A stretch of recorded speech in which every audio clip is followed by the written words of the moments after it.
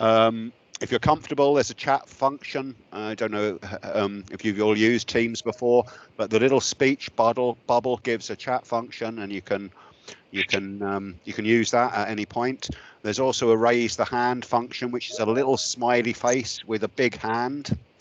If you want to come in, please use the raise your hand function. There are a number of other emojis I see, and you're free to use them as you please as well. It's a really tight time frame today. I know we've got an hour and a half, a very full agenda, and so thank you all for coming. I think we've all realised the importance and potential of Devenish, long recognised through Destination Fermanagh, recognised through the destination development work that Tourism Northern Ireland undertook between 2017 and 2019, and the council in partnership with HED, Waterways Ireland, and Tourism Northern Ireland, Historic and Environment Division, have moved forward on trying to develop a development framework for Devenish. And really what we wanted to do today is test that framework with you and get some ideas, kickstart turning the framework into some action, into some activity, into the contribution to the tourism economy in Fermanagh that we know that Devenish should be. The process has been supported throughout by Ethna Murphy, who brought the partners together and assisted us with developing an agreed set of principles, set of values, and set of priorities for how we take the Devenish proposition forward. And I think at this point, it's probably I'll hand over to Ethna, who's gonna go through what that framework looks like. Thank you, Ian. Thanks very much. First, I think we'll show the video that has been put together. So, Karen, maybe if we could see this video, and then I'll kick in. Devenish Island is one of the most beautiful and important heritage sites within the Erne Waterway.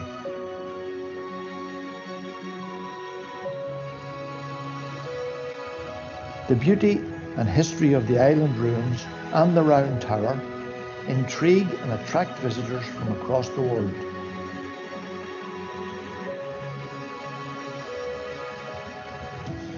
Locals and visitors alike understand this to be a truly special place.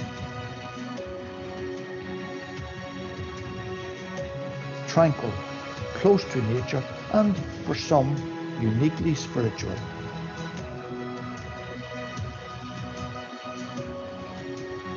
A place to be experienced with respect for the environment and unique cultural significance of this place.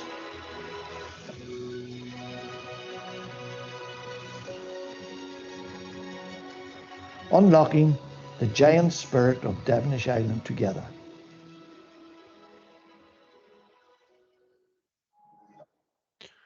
So thanks for playing the video there, and I think at this point I would like to thank Sarah and Barry Flanagan and those involved in making that video. So thanks a lot. Okay, so thank you, Ian, and for setting the context as to why we're here today. And it's important that we have the opportunity to, I suppose, describe in a bit more detail the work you've been doing over recent months. So to do this over the next hour or so, we'll put some context and background to that. I think the video highlighted, and gave a snippet of how significant and special Devenish Island is. And I'll just maybe reference some key points associated within that, because that really has framed the work we've been doing as a collective over the last number of months. That then will actually, I suppose, allow me to take you through some of the steps that were involved in articulating and agreeing what was a shared vision and visitor experience proposition for Devenish Island. And then following that, I will be able to hand back to Ian, who will take everybody through the partnership itself, some of the work associated with that. And Ian will then be joined by Sinead Mallon from Waterways Ireland, as well as Brona Ramsden from the Historic Environment Division within the Department of Communities, who will outline the particular actions and areas of work that they're leading on. And then they will be followed by Sheena Dixon from Tourism Northern Ireland. And Sheena will highlight the process, if you like, for developing experiences that will deliver on the vision that all have agreed to work towards for Devenish, and indeed the wider area around Lough Erne and the waters of Lough Erne. And then it's over to you as a group, because this is the start of a conversation, I think Ian was saying. And really, to make this a reality and to make this work well for everybody, we need and value your input. So this morning, we want to just make a little bit of time to divide you into some groups. And via the magic of Zoom, I suppose, you know, that'll be done. And we want you to consider the types of experiences that can be delivered and how they may happen. And finally, when we come back, I'll be handing you over to Karen, who's here managing the controls, your Tourism Development Officer here with the Council, who will take you through how to get involved and what are the next steps. So it's a full agenda, we've lots to share, and I suppose it's important, as I said, to say that this is a first step along the journey and all look forward to working with you. So the next slide, please, Karen, which will allow me to give a little bit more detail as to how this work came about. So late 2019, right through into 2020, this working group involving the state agencies, the Council, Historic Environment Division, Waterways Ireland and Tourism Northern Ireland worked together to consider how they, as people with and agencies with resources and with, I suppose, a willingness and an interest in Devenish, how they could come together to enhance the tourism potential and improve the visitor experience of Devenish Island without detracting from its unique culture and environment. So I think, you know, the timing was interesting, I suppose, because first of all, there was a great opportunity to position Devenish Island within the new Northern Ireland Embrace a Giant Spirit experience brand. And Sheena will talk a little bit more about that later on in this presentation, because all around the table recognised that this was an opportunity to animate both the island and the wider region in a manner that was going to deliver benefits for all concerned. Again, talking about the timing, I suppose, you know, as we started to work, we had to move remotely very quickly because COVID-19 restrictions kicked in, and indeed we're still living within them. And while the impact of COVID-19 on this plan, and indeed any tourism plan, I suppose, is hard to quantify, there's a few things that can be noted, and that was reflected and is reflected in the action plan, but indeed in the market prioritisation that we looked towards in how collectively Devenish Island and experiences could be opened up in the right manner. So, for example, the priority within the next year and beyond, probably into the following year, will be focusing in on the domestic and the Republic of Ireland markets. Then, you know, you look at what's following post-COVID and as a result of COVID. And I suppose there's an emerging recognition that visitors are going to be looking for experiences that enhance well-being, a growing appreciation of culture and nature and rural areas.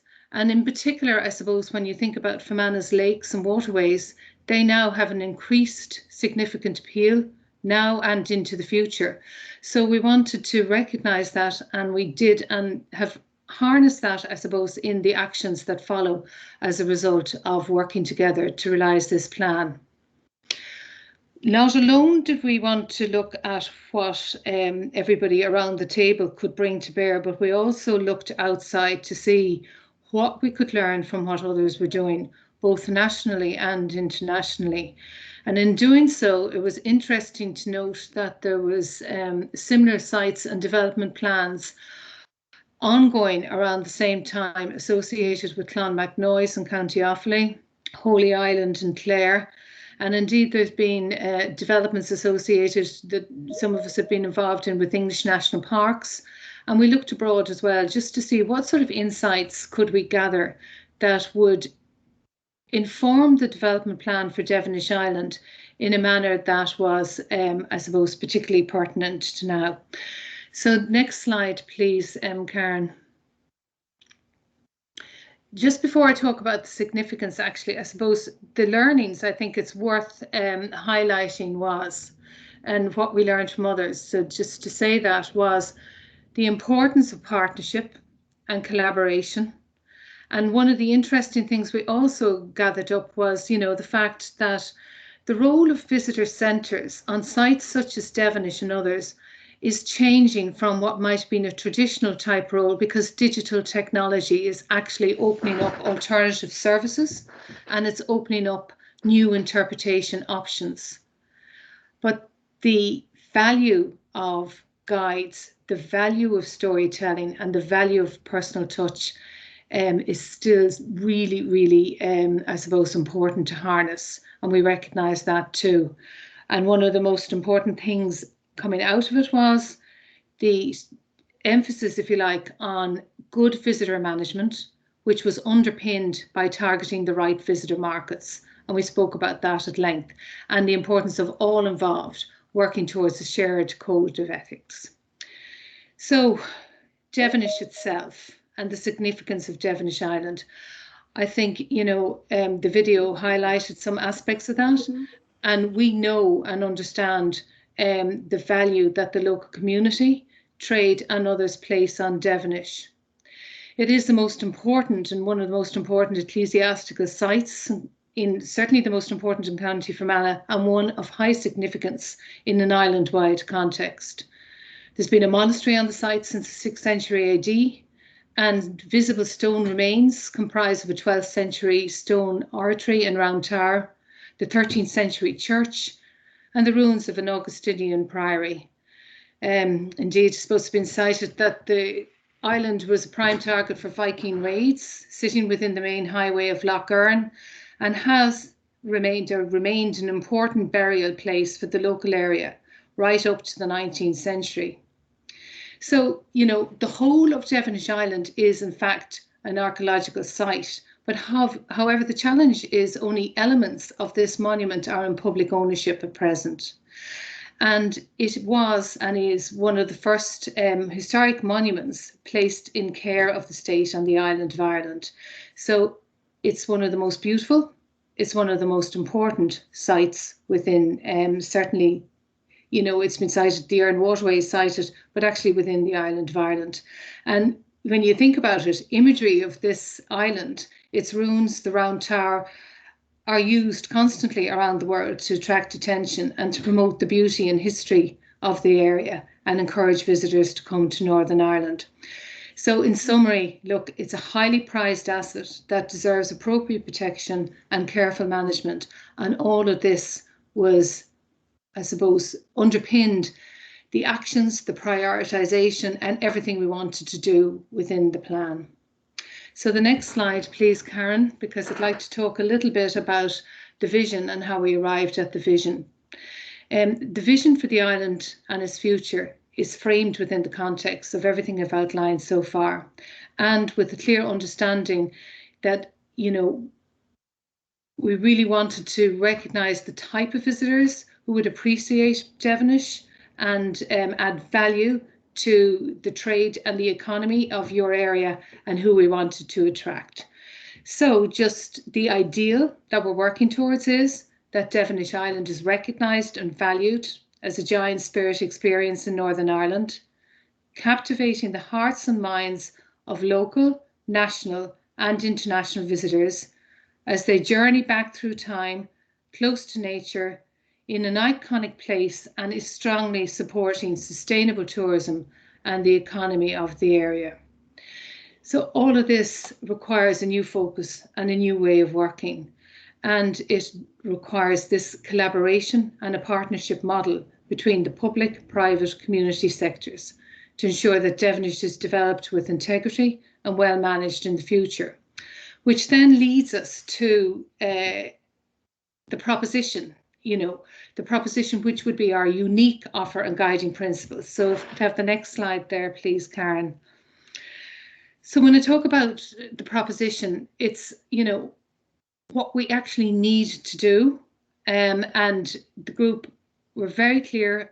They wanted to create a distinctive Devenish Island visitor proposition that was aligned to embrace the giant spirit, true to the history, environment and culture of the island, and motivating for the target markets.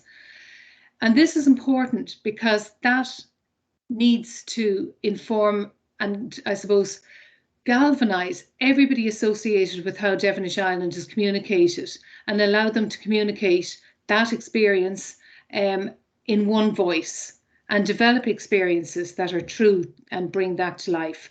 And it ensures consistent promotion in the minds of visitors now and in the future. So if I could have the next slide, please, Karen, there. So in many ways, this expression is an internal expression. It informs all different types of messages, but the principles behind it are important. What is the unique offer? So only Devenish Island provides an entrancing journey back through time, close to nature, across the waters of the gorgeous Lough Erne to the tranquil home of ancient Ireland monastic life, awakening the spirits of time past in the glory of nature's presence. Now, you'd never use that in that form directly in a communication, but it is behind everything that the group have started working on, and that you as future trade and community and industry partners would consider in the projects you want to bring to life. And we can say that with certainty because there's proof points associated with that proposition. It is one of Ireland's leading ancient monastic and pilgrimage sites. It is an island that has a rich natural heritage, therefore species rich. It is uninhabited and only accessible by boat, and therefore visitor numbers by their very nature are restricted. So could I have the next slide, please, Karen? So to do that and to deliver on the vision, ambition, which will be articulated in the context of what definitely are the desired visitor numbers, how do we want them to engage with the island, so what sort of dwell time would we like to see from the visitor numbers coming to the area, what will be their economic contribution, what will be their contribution to the businesses, and that will be articulated and encapsulated in the ambition associated with this plan and the desired visitor experiences, which Sheena will talk about in a bit more detail. But the 4 strategic pillars, therefore, that were identified by the group to realise this was 1, building an effective and really well-resourced partnership. 2, focusing on developing really good quality infrastructure and great visitor management plans. And 3, designing compelling visitor experiences. And 4, harnessing all the resources that each agency had, but also each agency could provide to you, the community and businesses, to deliver engaging and an imaginative marketing and promotions campaigns. So to understand what's involved behind each of these, I'm now going to hand over to Ian, actually, who will be followed by Sinead Mallon from Waterways Ireland, Brona Ramsden, as I said, from the Historic Environment Division, and Sheena Dixon from Tourism Northern Ireland, to highlight some of the actions that sit within each of these pillars. So Ian, back to you, please. Thanks. Thanks very much, Ethna. And as Ethna said, there are 4 priorities within the Devenish framework, and the first priority we identified was partnership. and the imperative that we develop a joined up approach to the sustainable development for Devenish, and that's joined up within the public sector family, but also joined up with local communities, the private sector, individuals that feel invested in Devenish. Devenish is obviously a shared responsibility between the public sector and the private sector, but it's also a shared opportunity. The goal of the partnership priority in the framework is that the lead stakeholders work cohesively and effectively together alongside the local community to implement the framework, and so to achieve a shared vision and ambitions for Devenish Island. And today here representing the initial key partners, we have Brona Ramsden from the Historic Environment Division, Sheena Dixon from Tourism Northern Ireland, and Sinead Mallon from Waterways Ireland, and me, Ian Davidson from Mananoma District Council. Progress on the partnership priority has been good. We've agreed to the shared vision, and we've agreed to the shared values, and indeed we've signed up to a charter to develop Devenish. We're making a collective commitment to sustainable development, and each statutory stakeholder has committed to delivering elements that make up the framework and to appropriately resource those elements. That in itself is a great step forward for taking for realising Devenish's potential. We are working for the first time in a formal partnership, and with an agreed set of actions and an agreed vision for Devenish. And the important element for me now is to find the partnerships, to find the opportunities to work with the industry, the tourism industry, communities, individuals, education, the broader range of stakeholders that are invested in Devenish or have something to gain from an engagement with Devenish and the Devenish framework, the development framework. So, and at this point, I will hand over to Brona Ramsden. Oh no, I'm handing over to Sinead Mallon, sorry, from Waterways Ireland, who's going to talk on partnership. Good morning, everyone. Karen, if you want to move on to the next slide, maybe. As most of you will already know, Waterways Ireland is the navigation authority with responsibility for inland waterways across the island of Ireland, including the Earn system. Now, we provide access to onshore recreational sites and trails at 55 diverse sites on Lough Earn, and they range from the historic and the spiritual to the cultural and recreational, and include Crum Estate, the Ardoin, Lough Earn, Castle Archdale, Maho, and of course Devenish Island itself.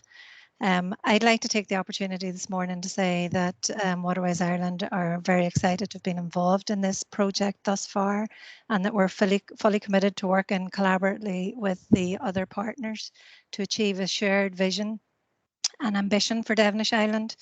As the navigation authority with a remit for recreational purposes, we're encouraged by all opportunities to create onshore destinations, but we certainly recognise that there's a need to work in partnership to bring along each of our different skills and resources to ensure that these are successful.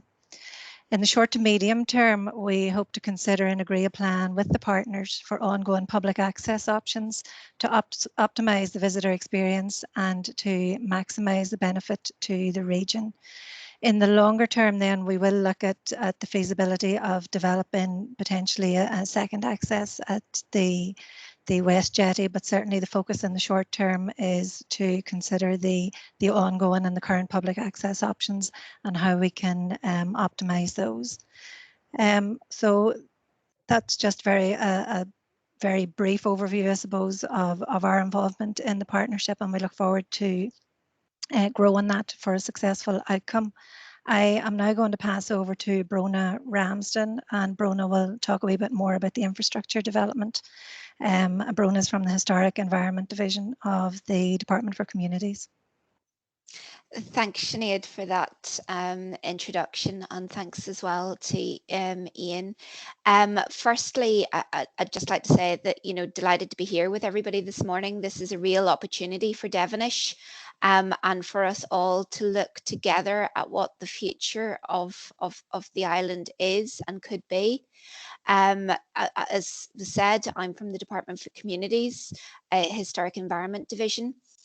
We're responsible for 190 state care monuments across Northern Ireland, obviously including Devenish and other sites in the area, such as Tully Castle, White Island Church, Inishmacsaint, and really we're very excited at the proposals that are being put forward as part of this partnership. If you wouldn't mind going on to the next slide, please, Karen. Really, talking to you about the infrastructure and the visitor management. And I suppose a lot of the stuff under this topic is physical constraints of being on an island, but also obviously the opportunities that come from that. And the goal of the partnership under this category is Devenish Island has the access, amenities and capacity to support well-considered and attentively managed visitor experiences, balancing the best interests of visitors and the integrity of the site. And for me, what's key as part of this is a sustainable approach, one that conserves the island, conserves the spirituality of the island, but opens it up to sustainable visitor, as a sustainable visitor attraction. So some of the things that we've been looking at in relation to actions under this topic are firstly obviously looking at defining the areas of ownership and whose responsibility various things are. At the moment, the Department for Communities owns most of the area that's currently fenced off and would be known as as the visitor area, but there are other sort of areas of ownership across the island, and various different sort of leased areas, etc. So it's one of those things, firstly, to define and then to work out where we go from here. Other physical things that we're looking at are things like the signage on the island.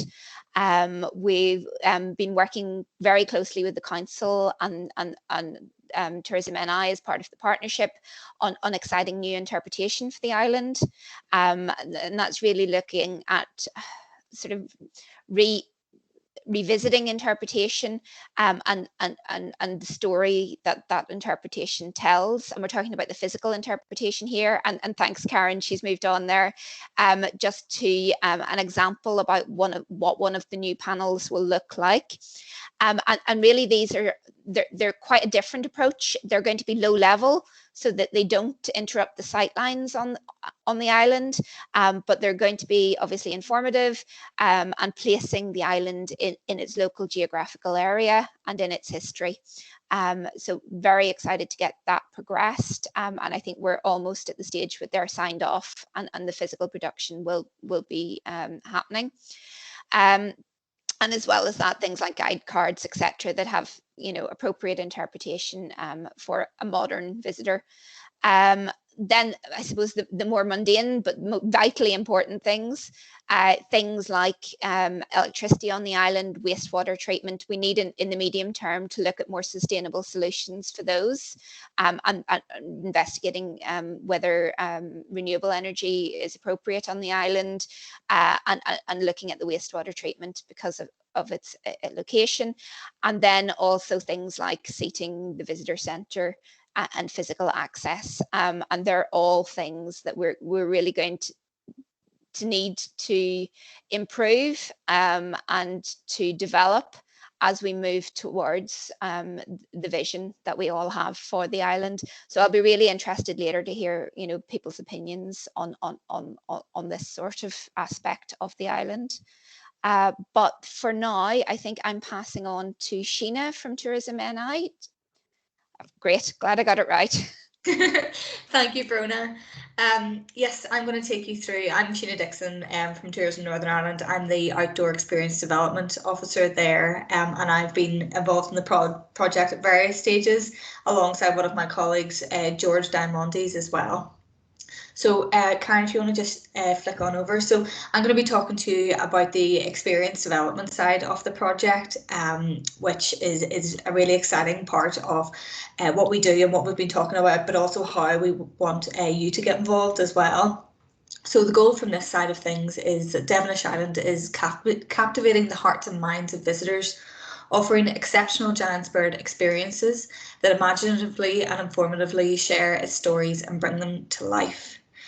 So Karen, if you could just pop it on over there. So just to give you a bit of context, if you've watched UTV or RTE at all, sort of in the past 6 months, you may have seen our Embrace a Giant Spirit ads on TV, or our billboards for our new experience brand. And what we mean by experience brand is alongside the sort of experience brands that Falls Ireland already have for the south, so Wild Atlantic Way, Ireland's Ancient East, Ireland's Hidden Heartlands and Dublin. It's a way to sell Ireland and to sort of have a cohesive story for the patch that we're working on. So for Northern Ireland, we've come up with Embrace a Giant Spirit. So we've got some pretty big ambitions for tourism in Northern Ireland. So to double the value of tourism to the Northern Ireland economy, generate tourism revenue of 2 billion, create 25,000 new jobs. Obviously, coronavirus has thrown all of this up into the air as well, but we're still confident that we can meet these by 2030 whenever everything sort of comes back. But to do this, we need to stand out in the international market by communicating that Northern Ireland is a must-see destination and deliver compelling and meaningful experiences that attract and delight travellers. And this is really where this Devenish proposition comes in. Karen, could you? Thank you very much. So the story so far with Embrace a Giant Spirit.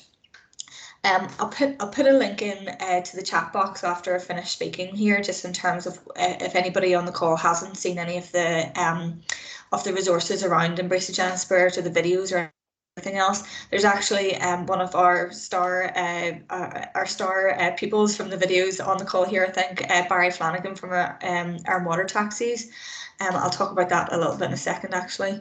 So the story so far is we tested giant propositions, so things like Embrace a Giant Spirit or other propositions with 3,000 participants across target markets, and this one really came out the strongest. It stood out as the most popular, warm, compelling and welcoming, and some of those words are sort of keywords that I want you to sort of remember. It had a strong focus on the people, atmosphere and spirit of the country. But interestingly enough, and really encouragingly, it created a 30% uplift in the number of people who said they would actually likely to be or to visit Northern Ireland as a result of the experience brand and how we were selling Northern Ireland. And it ranked first with the culturally curious visitors. So that's our main target group for the island of Ireland as a whole. So we created 23 demonstrator experiences, and I'll send you that link as well to some of those videos, which were launched at World Travel Market in November 2019 to bring the brand to life. And Devenish was actually featured within this alongside Barry Flanagan from Air and Water Taxis, who showed off his island hop experiences from the Air and Water Taxi. And it was really interesting because that was one of the ones that really sort of stood out as well.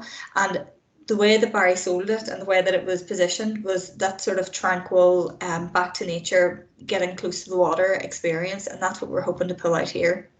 Could you shift it on there, Karen? Sorry, Barry, I'm glad you're on the call or else your ears would be burning. So in terms of values, we've come up with some values as a partnership to really guide and inform our work and decision making that we're going to be doing as we go through this process.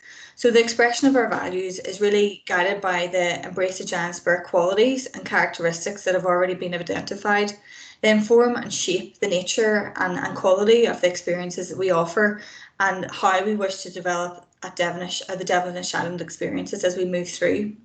So big-hearted and welcoming. I said there was a few that might come up again if those words that I previously used, but big-hearted is something that no matter what experience we're developing as part of the Embrace a Giant Spirit brand, we want them to be big-hearted. So no matter what theme they fall under, we want them to be big-hearted. And luckily that's something that people in Northern Ireland do really naturally. They just do it automatically. They want to share, they want to be nosy and find out more about the visitor, and they want to really welcome people into their patch and welcome them into their area of interest.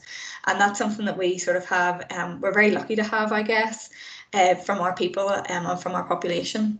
So what we mean by big-hearted and welcoming, Devenish really holds a special place in our hearts, and I'm going to use the royal R and the royal we here in terms of how I talk here, but we extend a warm welcome to visitors who share an interest in the island and respect its really unique heritage and the surrounding environment.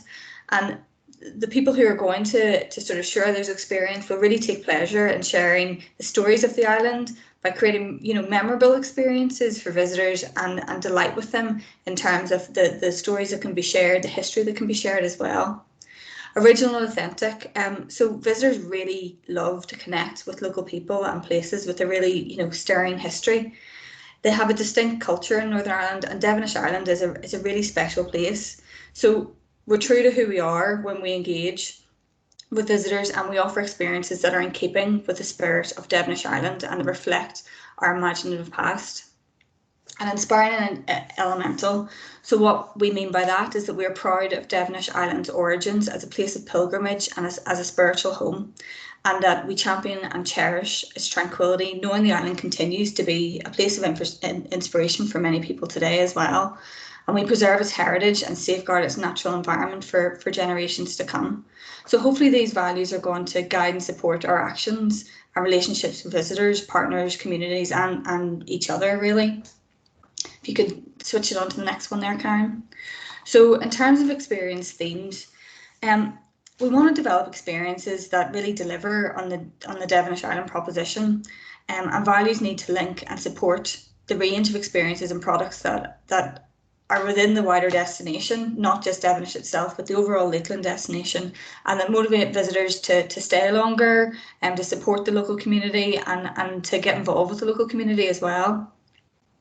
So we've really come up with some themes that reflect what we think the Devenish Island experience is and what our visitors tell us that they want from an experience too. So we've got a really strong focus on peace and tranquility, and experiences that can be developed that juxtapose the enduring sense of calm with the centuries of activities that have helped shape the island, Lough Erne and the wider area. So this really fits in with our target markets that really want to see that sort of culturally significant sites that are nature seekers or that are open-minded explorers. So some of the key experience themes that we've come up with are the unique atmosphere. So really stepping back through time to a place that remains relatively untouched by the modern world today. A peaceful and tranquil location, so it's uninhabited and accessible only by water, and is a true escape from the hustle and bustle of everyday life, which, even through coronavirus, have seen more and more visitors who are interested in that type of experience. And the intriguing story of the place and the people that shaped it over centuries. So it's a story of patience and persistence, and it's written in story with layers of history to be explored and discovered. So how can we really be creative to build experiences which are aligned to the spirit of what Devenish is? There's such a rich and deep history as well as the story can tell of the overall lakeland. And how do we bring this to life? How do we create compelling experiences which will inspire the visitor to come to the area and really get under the skin of the Devenish story and of the lakeland story?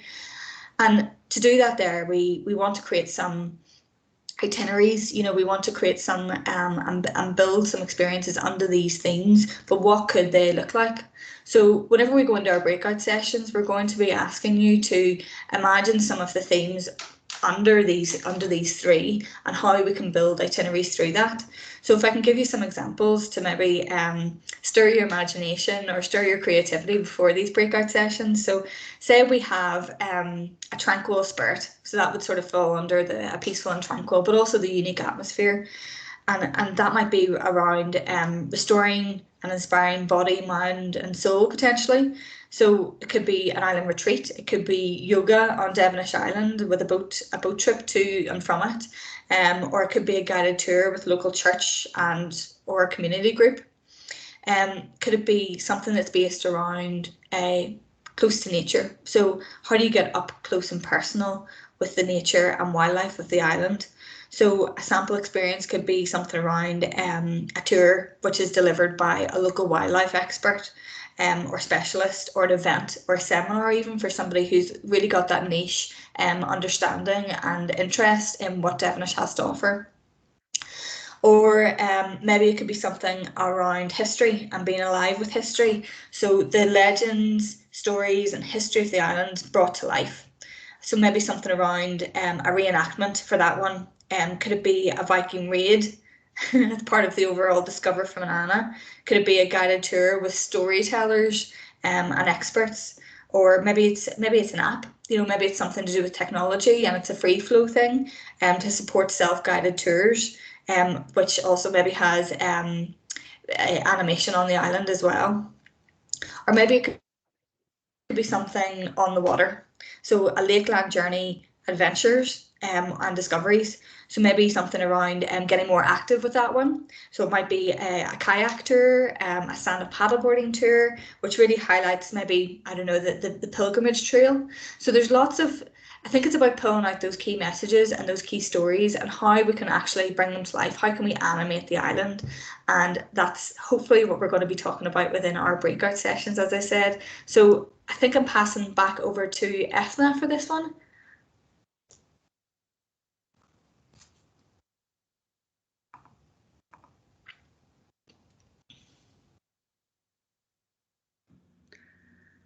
So can you hear me now? Yeah, we can hear you.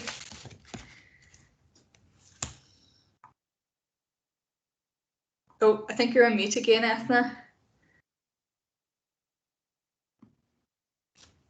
Okay, are we on? Yeah, got you now.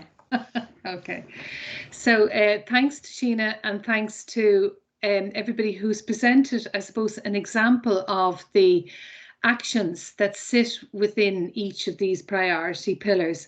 And I think it's important to say that, these actions actually are time bound. They have a lead specified. One of the leading agencies, have put their hands up and said, yes, we'll bring this about. And also they are, I suppose, there's targets set with them and they'll be measured. So this is a very, very, practical plan. It sort of follows in good sequence. And as Ian said at the beginning, the partnerships in place to deliver. So following Sheena's presentation, and when we're talking about the experiences that can and should happen perhaps on Devenish and associated with Devenish, we'd love to get your views and your opinions now. So what we're going to do, as I said, is to break you into groups. Zoom will do that for us, I hope. So fingers crossed. And one of the partners will be with you within each group. So there's a group associated with thinking about, I suppose, the tranquil spirit and the experiences that might be associated with that. And Ian will lead that. But I think, to be honest with you, this is very much the start of a conversation. So we do want to get your opinions. We do want to get your feedback. So, you can actually, we have a bit of time and the numbers are sufficient to allow that happen. We were trying to cater, we didn't know whether we had large numbers, smaller numbers, what way it would work. So I think this breakout session allows for a good, I suppose, conversation to happen. So Ian will take one group, Sheena will take another group, which might be associated with close to nature. Brona will take the next group, Alive with History, and Sinead will be sitting in on the group that's discussing or might be associated with On the Water. But as I said, the real thing is to start opening up the conversation, to get you to describe perhaps what you believe could be the most compelling Devenish Island experiences, and in particular, what needs to happen to make this a reality. So it's now 10 to 12. So what I propose to do is to give 10 minutes to allow this conversation to happen. Because then when we get back into the wider forum, it'll allow some discussion and feedback to be shared with the wider group. And then that will allow us to, I suppose, respond. And then finally, for the end of the sessions, then I'll be able to hand over to Karen, who will describe very clearly what's going to happen next. So, Karen, can we do this now? Yeah, we can. Now, folks, you're going to have to bear with me because I'm sharing my screen. You're going to have to give me a minute to divide you all out into your rooms as well. So if you bear with us, we'll do that, and then you can get going on your discussions. So I just need to do this so that I can make sure that the leads are in each room, and then we'll. Can you hear me all okay? Yeah. Okay. And we'll give you a warning when we're about to move you back into the main room. Isn't that right, Karen? That can happen as well. We would hope to. I mean, anything could happen, folks. So we'll go with it. But that would certainly be the intention. If not, it itself will give you an indication that you've got 10 or 20 seconds, whatever. The technology will. Yeah, the technology will. So I just want to sign Sinead. And folks, each of the lead partners will feed back on your behalf. So don't anyone feel under pressure that you're going to have to then start speaking or anything either. So I'll do room 5. Okay, sorry folks, that's just now. I'll go on to 4, 5. Assign to room 1. Sorry, I should be singing a song or something. I feel like as I'm doing this. Yeah.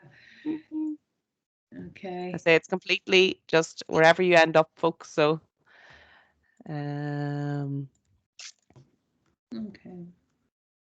I think one of the things as well that's worth highlighting is that as some of the actions were being discussed within each of the priority pillars, many have already been delivered, so it's not that this has been a plan that is just in a document. It's actually a working process, and many of them are already underway, or some indeed were actually delivered in the earlier parts. So I think that's important to stress that someone said once work has been done, there's more to do, but a lot has been done and underway.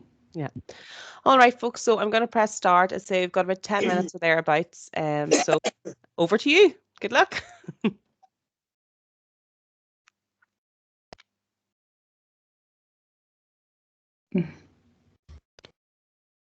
It is winding up. You can see it's winding up. They'll let you in eventually.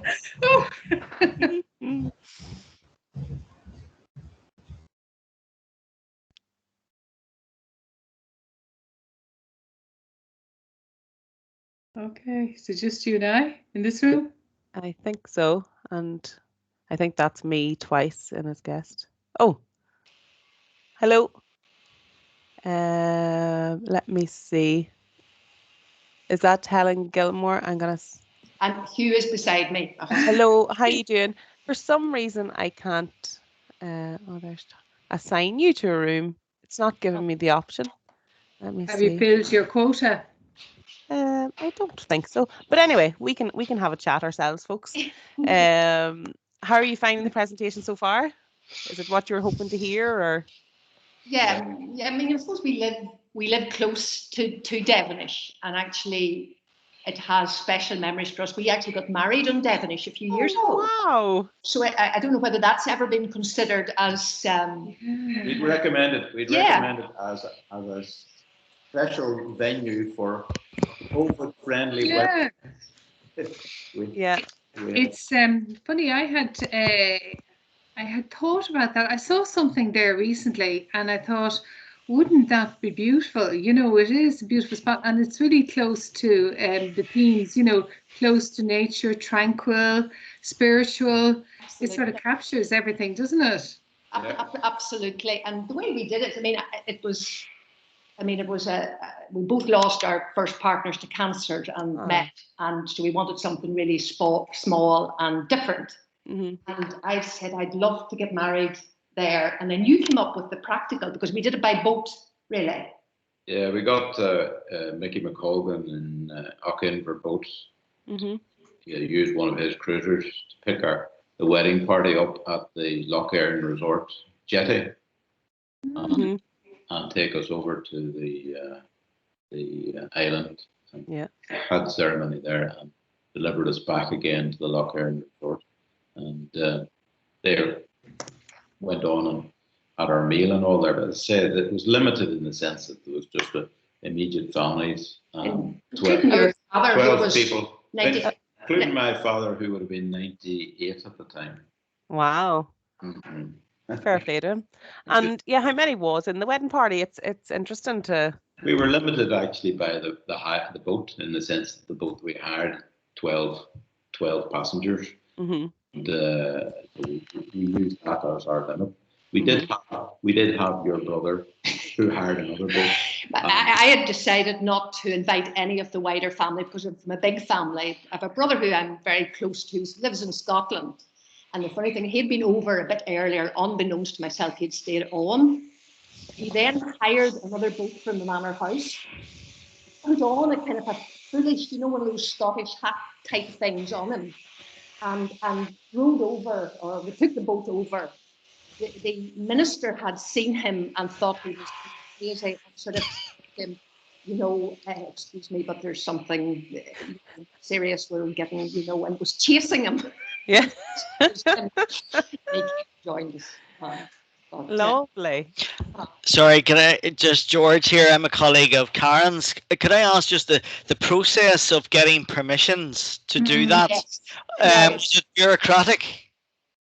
Sorry. Not too bad though. They were fairly sympathetic at the town hall. No, well, on the basis, but on the basis that we kept it flexible until the week beforehand, because it was weather dependent. Yeah. And they did not want us putting on the certificate that we got married on Devenish Island if we didn't get married on because they said it wouldn't be valid. Of course. And you say they were sympathetic, but I felt there was a bit of pressure put on me. Look, this might not be valid if it happened on the day and we can't. And ironically, our anniversary comes up now in April, 5th of April, and it was very dry before that. And the problem might have been too little water, really. But I don't know, I had the gut feeling that you do need a minister that has a license. Yes. That he can do it anywhere. And is willing. A lot, and is willing to. What about permissions from the Historic Environment Division? Did you have to get a person there? Yes, I wrote to the guy at Castle Archdale, because Devenish Island comes under Castle Archdale. Okay. And I had to sign off an insurance responsibility in terms of the activities. So we did all that. They did have a couple of their on the site at the time who stayed over at the little visitor centre.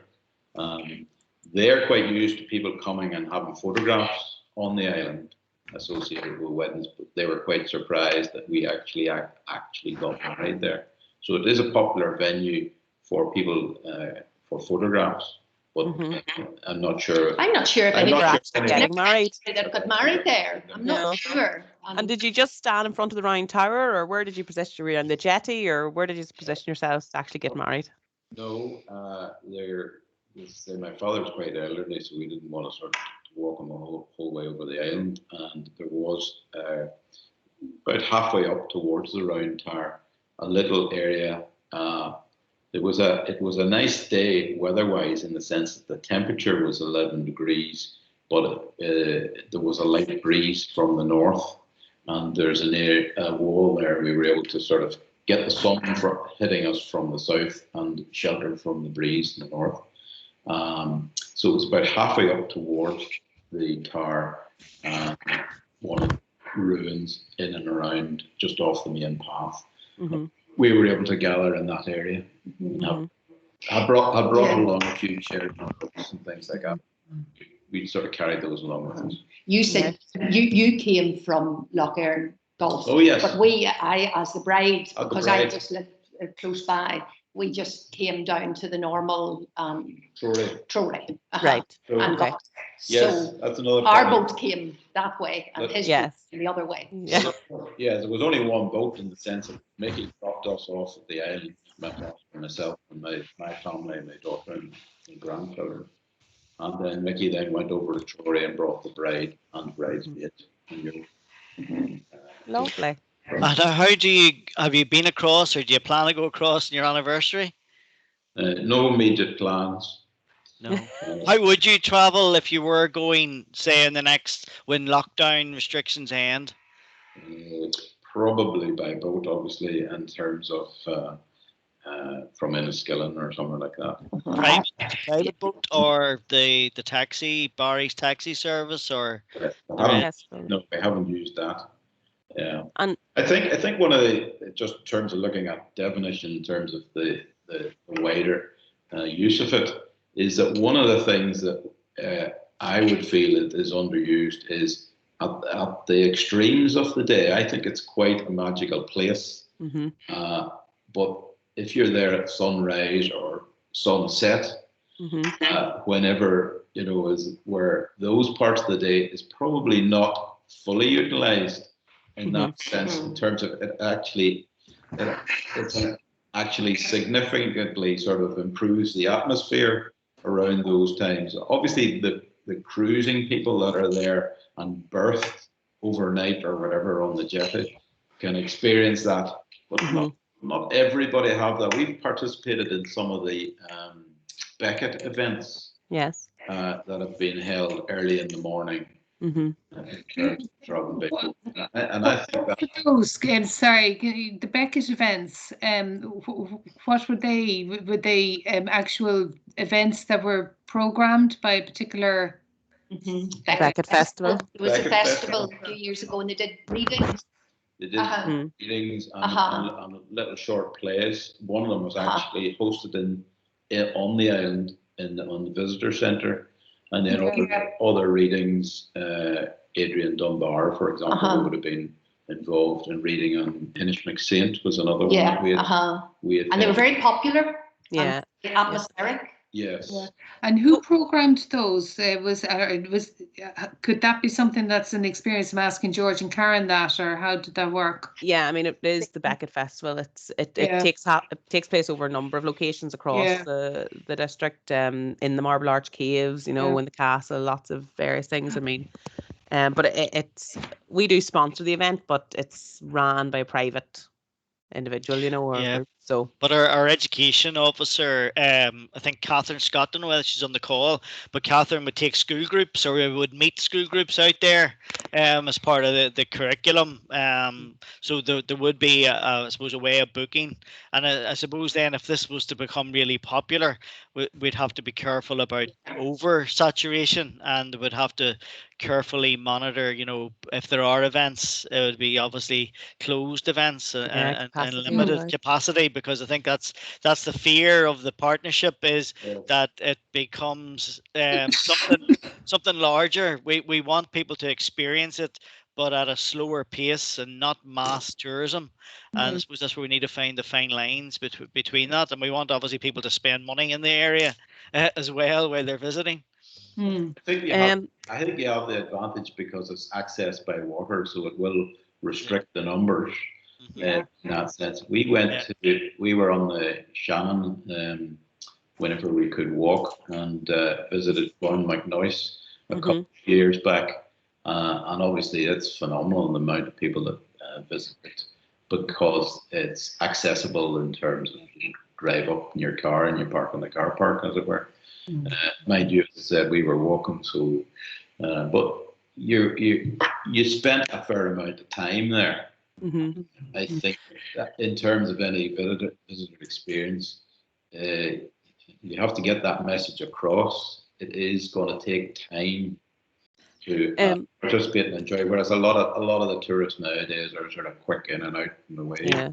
Yeah. Folks, can I just ask you, because we've only got another minute left here in this chat, around your wedding, when you've spoken to other people and said, oh, this is where we got married, have other people said, oh my goodness, that's something I'd love? I'm just thinking at the minute, especially with COVID and smaller weddings, and people are very much looking for unique places to do it. You know what I mean? Because they can't have maybe the 200 that they initially thought they might, which I can't imagine anyway. So I think your version sounds much nicer, but I'm just wondering, is it something that you find people keen, or, It's a good reaction, is it? Yeah, would they be like, oh, I'd like to do that? Or the minister, somebody told me the minister said that was the best wedding ever. Oh, very good. But I don't know. It's hard to know. I know. We haven't had any negative thoughts. Right. Well, folks, look, I'm going to have to close the rooms here now and bring everyone back to the main session. But we'll like to hear more from you anyway, so do stay involved in the conversation. So thanks, Karen. Out here now. Okay, folks. Thank you. Thanks. Sure. Thank you. We'll have a minute to say. Yeah, yes, they kind of come back in or whatever.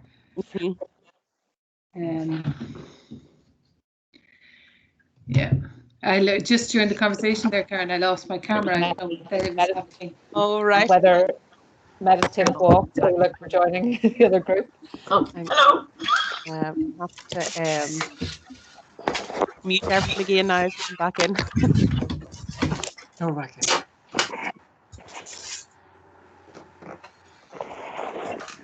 So I think we might have been elsewhere for a while.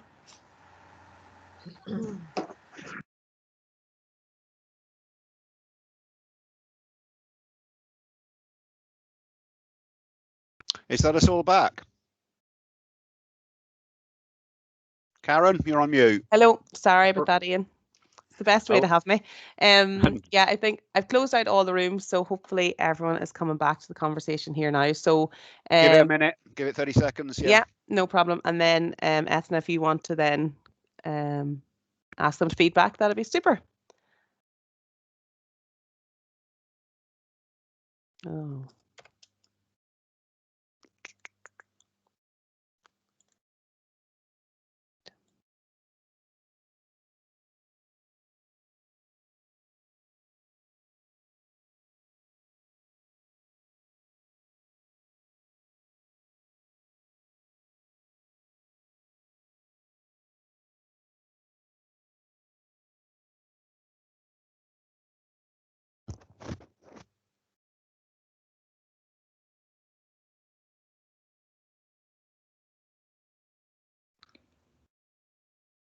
Karen, am I muted or am I on now? Am I? Can hear you loud and clear there, Ethna. Okay, grand, thanks.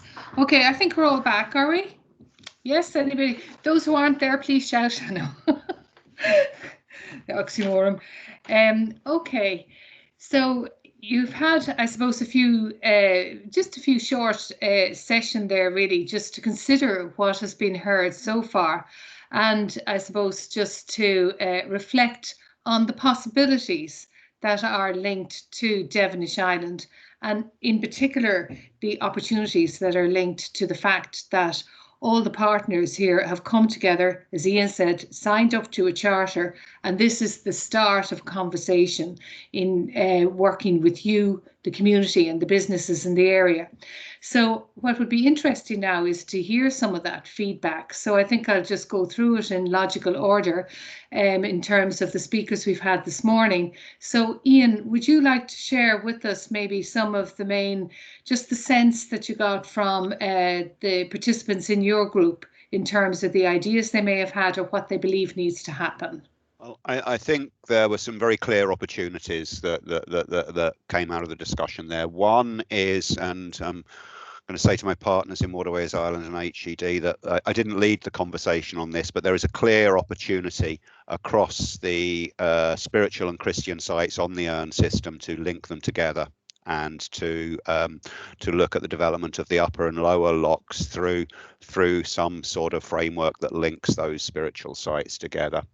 There's also a clear opportunity with the graveyard on Devenish as something, and those other Christian sites on the urn system, for some development around genealogy, some development around roots tourism, and the wider diaspora. Another opportunity, which was very clearly is something for a particular market for teenagers, something for which we don't currently cater for particularly well in heritage generally, something around, you know, teenage boys particularly, and having one myself, I would echo that comment. The needs, I think what really came out is whatever happens, it's got to be done sensitively. It's about sensitive development to the site. So one of the participants was, you know, saying rationalize the signage, rationalize the signboards, put the interpretation and the description off-site, put it at Trory, put it at the museum, etc. Limit what's on site. Access to the round tower as a future aspiration was came up, which again is in the framework, and we know we want to pursue that. And the last key point was around a clarity in ownership for development, a clarity and a joined up approach to ownership. So, and you know, one of the participants very, very clear on that and saying, yep, good that we've also got that in the framework, and we've also got a plan on how to take that forward, but that's a longer term development. So it was sensitive development, access, addressing target markets, and off-site interpretation, I think were the needs that came out very, very clearly. Great, thanks, Ian. So that's quite reassuring, perhaps from your perspective as the chair of the partnership group, that many of these key points are sort of on your radar and in the plan. So that's great. And there's some interesting, I suppose, links in terms of enhancing, you know, the opportunities associated with the spirituality of the site and the linkages with the wider area, because that's something I think that we've all been quite conscious of while we're talking about Devenish Island, and this was a Devenish Island plan. We were very conscious that Devenish Island is a catalyst for other things that could happen, and it needs to be integrated with other things and integrated with the wider area development plan as well. Okay, so next, maybe if I could talk to, perhaps let's go to Sheena, because I'm just following my list here, Sheena, and maybe you could highlight some of the feedback that came back from your group. Yeah, sure, no problem. One of the sort of first things that came up again was that idea of sensitive development, that you know, we need to, the focus should be on that monastic viewpoint as well, because that really feeds into everything that Devenish is about. But we were focused on that closer to nature. So one of the first ideas that came out around sort of merging both of those was the sort of how the monks lived and how they maybe ate and how they worked the land. So, you know, could there be a botanist that leads an experience out that is involved in, focused on the herbs and things like that they may have used? You know, could there be a foraging experience on the island that looks at some of the things that are still there? There may not still be things there. So, you know, could there be a small patch of land that's changed into a herb garden that is significant and culturally, factually accurate to the site as it would have been? And then later on we started to talk about living history. So we were talking about, you know, monks milling around the island, you know, to share the experience and the stories. But, you know, could they be involved with that sort of botany? Could they work the gardens? Could they then share some of the information about that herb garden, or you know, make a tea from some of the herbs and things that they may have been growing? Then we talked about weaving in nature into current experiences. So we know that there's current boat experiences that go out, whether it be the red boats, whether it be Barry's water taxis, and you know, could there be an activity pack that's created for younger visitors to engage them on the trip to the island, because the trip to the island can, depend on where you're coming from, can be quite long. So could there be an activity pack that is given to experienced providers, or could it be in an app or whatever else if that's being developed, but it's given to experienced providers that they can give to younger visitors to point out some of the sort of key nature things in the way, or can they look for a kingfisher, or this is where the herons usually sit, or whatever else. But it's really to try and engage with that younger audience. Then there was a discussion around West Island Jetty. And we know that this is one of the things that our partnership have been discussing as well, in terms of the access point from West Island Jetty. But if that does happen later on down the line, can there be a nature trail along that, or can we point out some nature elements of that walk from the jetty on up to that sort of viewpoint at the top? Then there was a quick discussion as well around timber cabins. So I think that there's one of the timber cabins from Devenish that's on display in Down County Museum.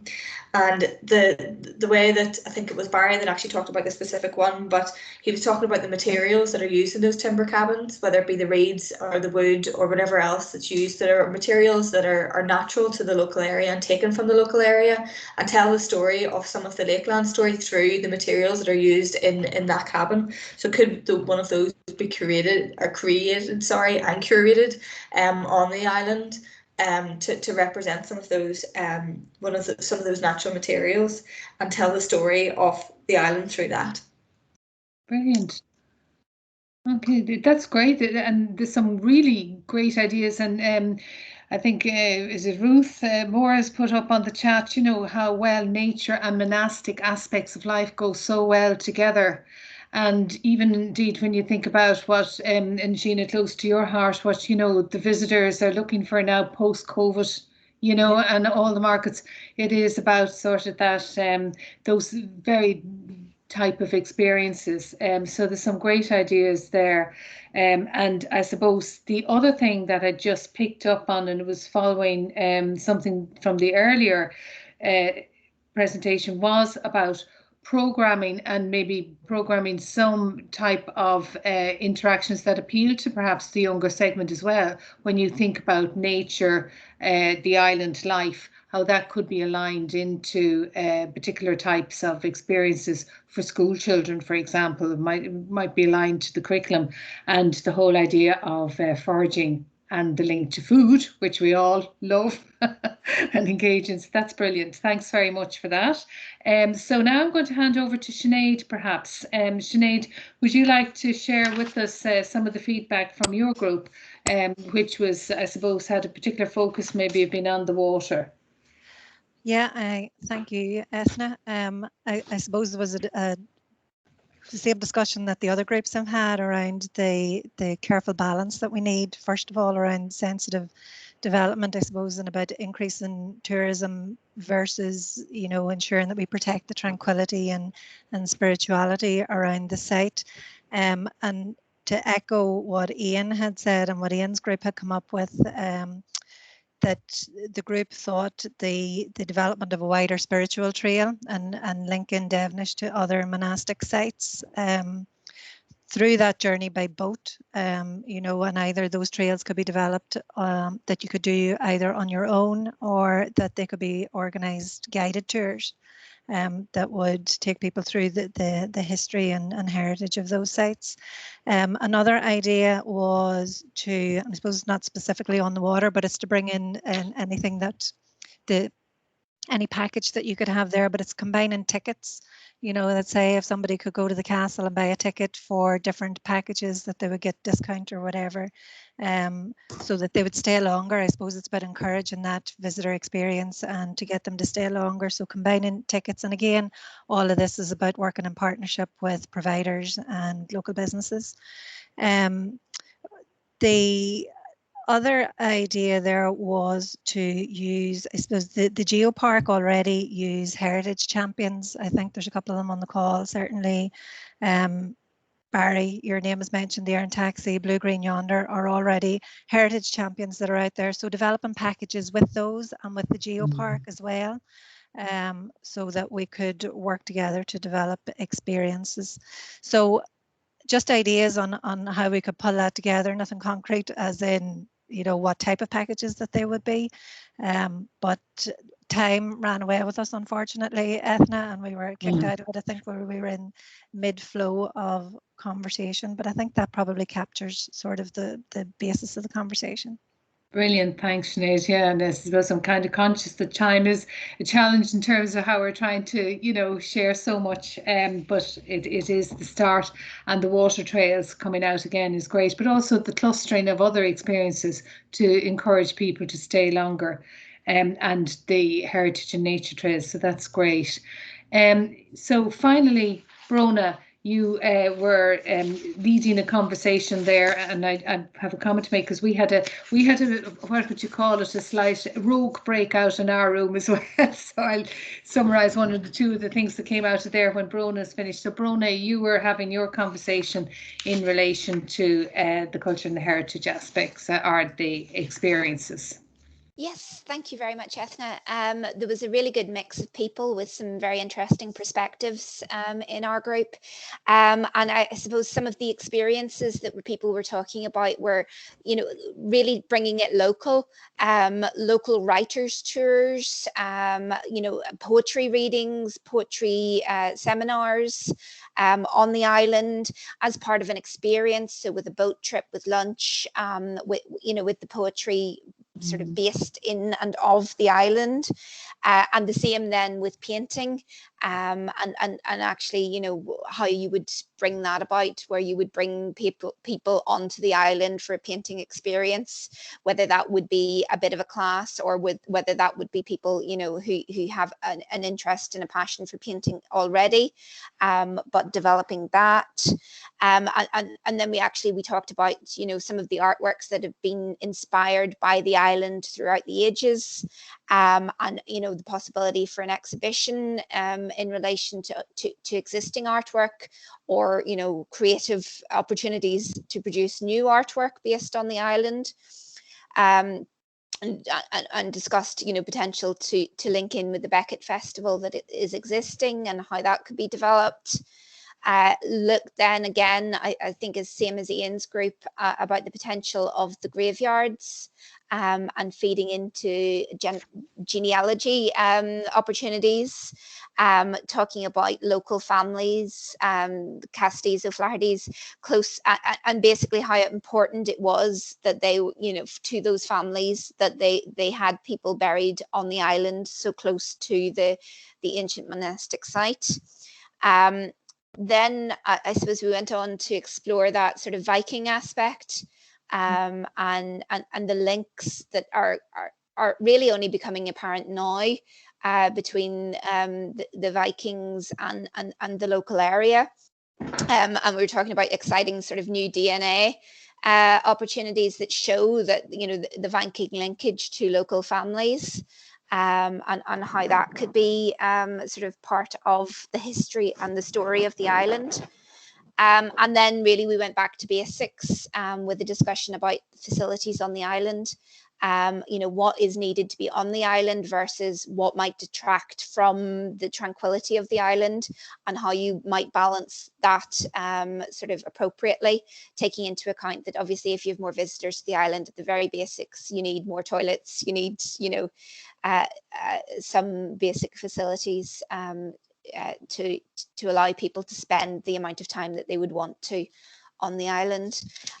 So yeah, a really interesting conversation. And then we had just started to talk about archaeology potential on the island, unexplored, unexcavated buildings that we know that are there, outside of the area that's currently sort of in state care, and the potential for developing sort of experiences around that. Brilliant, that's great. Thanks very much, Brona.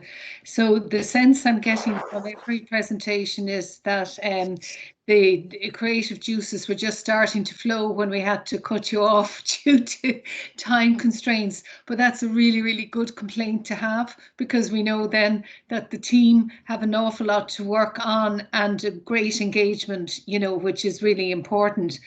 Some of the things you mentioned there are particularly interesting because, as I said to you, we did have a bit of a rogue breakout myself, Karen, and the Gilmores and George, because we had a few that were unassigned to works, and that link with cultural events came up. Beckett, the Beckett readings and events was mentioned in particular as being something that was particularly special, and perhaps there's some way of seeing how that can be curated in a more accessible manner, just even outside of the festival. And interestingly enough, the Gilmores had their wedding on the island, and spoke about what a special event that was, particularly in such a spiritual place, and how everything came together. So that was a really nice example. So thank you for all of that. I think, as I said, the conversation has just started. And I'm very conscious that people have stayed with us, and we are just coming quickly to a close. But before I do that, I want to hand over to Karen, because there is a call to action associated with this meeting, and we really want to, as I say, continue the discussion. So Karen, perhaps you want to just highlight some of the things that you're doing with your team at the council and on behalf of the partnership to bring this to life. Thank you, Ethna. Can you all see that and hear me okay? Yes, yeah. Thanks. Okay, folks, so I suppose I'm just going to take you through a few ways that you can get involved with the partnership directly now, immediately. It's really encouraging to hear so many ideas and so much commitment already to the partnership. And I suppose the interesting thing too, that it's all is based in the integrity of the island and maintaining that special place that it is, which is really, really nice to hear from the participants so far. One of the ways that we want to continue this conversation is through an experience development and ambassador programme, which will be rolling out over in the coming weeks, and then rolling it out over the next number of months. The idea of the programme is to see these ideas and similar ideas that you're talking about today come to life, and how we as a partnership can support you to bring those to life. The programme will look at various one-to-one mentoring, both for you as an individual, whether you're a business, whether you're a community group, whether whatever it is that you have to bring to the table, there's opportunities there to work with you on a one-to-one basis to get the best out of that and to support you to make it what it can be. There will also be group workshops looking at things like sustainability and how to make sure the experience is sustainable, how you can implement sustainability in your own business as well. Looking at communications, and Sheena referenced the different markets earlier, and you know how you can best communicate with those markets and make sure that your experience is reaching the people that will most want to participate in it.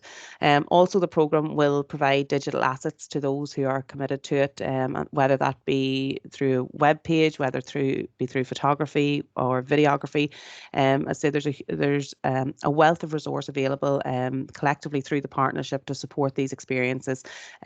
So we will be rolling out that programme, and we hope, as I say, some of the ideas that were touched on today and many more we'll find the opportunities to work together to make those a reality. So that's one of the things. And I suppose, and just to let you know that after the session today, we will be communicating with you and how you can hear more about this programme, but it's just to let you know that it is on its way. Another couple of things, the customer journey mapping exercise, which is currently underway. Again, I know some of you have participated in the one-to-one survey, so thank you for that. But there is also an online survey, which again, we really want people and need people to participate in, because only through that can we actually fully understand how people are currently experiencing Devenish Island and what we can do to improve it, or the areas that we know that we're doing well in. The link has been dropped a couple of times into the chat box, so again, you can link on there and complete it, or we will and I say we will email it out afterwards as well to all the participants. So again, would appreciate your feedback on that. And the feedback survey that we'll send you out after this, again, it's more open-ended in that we want to hear your thoughts on what you've heard today and what you think about the partnership, what you think about the commitment from the bodies, and also then what you would like to see come from it. If there's anything that you think that hasn't been mentioned today that you think is important for the partnership to be aware of or that we can work on. So I say that's just a couple of things that immediately we want to get your thoughts on, and everything will be included in the post-event email that will come out to you. So that's it from me. Mm-hmm. Thank you. So I think we're done well in time, and thank you for your contributions. And I'm going to hand back to the chair of the partnership group, Ian, to close the meeting. Well, look, I really got to genuinely thanks everyone that came today and the contributions. I got a lot out of today. It's really positive because I think that as the statutory partners, we are on the right track with this. You know, there's confirmation that the values we've adopted, the plans we've adopted are on the right track. And I've got some great ideas there for areas we can develop, and I think Karen's gone through how everyone here can get on board on one level or another. I think, you know, as statutory partners, we are committed to this, to the Devenish framework now. We're also committed to feeding back and keeping you all informed about how we're progressing, you know, ensuring that we stay on track and we stay on plan with this.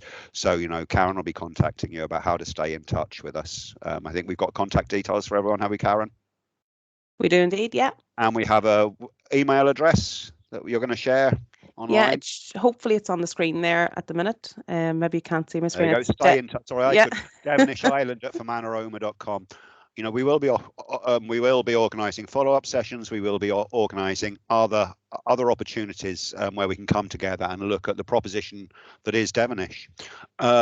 Person I forgot to thank earlier on for the excellent video. I thank Sarah McHugh from the museum, and I thank Barry and his boat. I should have also thanked Pat Lunny. Great video, excellent work as always, Pat.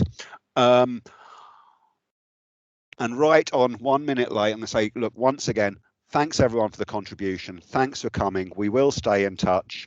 We will keep on track with this, and you know the framework is our commitment, and please get on board with this as an opportunity. So thanks a lot, everyone, again.